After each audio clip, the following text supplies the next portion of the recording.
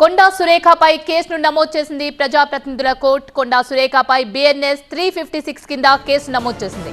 నాగార్జున పిటిషన్ను పరిగణలోకి తీసుకుంది కోర్టు. మంత్రి కొండా సురేఖ వ్యాఖ్యలపై క్రిమినల్ చర్యలు తీసుకోవాలని నాగార్జున పిటిషన్ వేశారు. కొండా సురేఖపై క్రిమినల్ కేసు నమోదు చేసింది కోర్టు.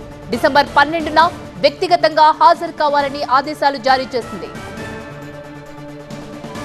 బీఆర్ఎస్ వర్కింగ్ ప్రెసిడెంట్ మాజీ మంత్రి కేటీఆర్ ను విమర్శించే క్రమంలో సినీ నటుడు అక్కినేని నాగార్జున కుటుంబాన్ని, వ్యక్తిగత విషయాలను ప్రస్తావిస్తూ మంత్రి కొండా సురేఖ చేసిన వ్యాఖ్యలు కలకలం రేపాయి.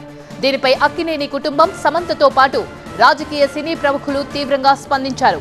కొండా సురేఖ క్షమాపణలు చెప్పాలని డిమాండ్ చేశారు. ఈ నేపథ్యంలో తన వ్యాఖ్యలను ఉపసంహరించుకున్నట్టు ప్రకటించారు మంత్రి కొండా సురేఖ. అయితే కొండా సురేఖ కామెంట్స్ పై నాంపల్లి కోర్టులో పరువు నష్టం దావా వేశారు అక్కినేని నాగార్జున. మంత్రి కొండా సురేఖపై క్రిమినల్ చర్యలు తీసుకోవాలని కోరడంతో పాటు 100 కోట్లకు పరువు నష్టం దావా వేశారు నాగార్జున. అసలు బిఎన్ఎస్ 356 సెక్షన్ ఏంటి, ఏం చెప్తోంది ఒకసారి తెలుసుకుందాం. భారతీయ న్యాయ సంహిత సెక్షన్ 356 పరువు నష్టం కింద వేస్తుంది.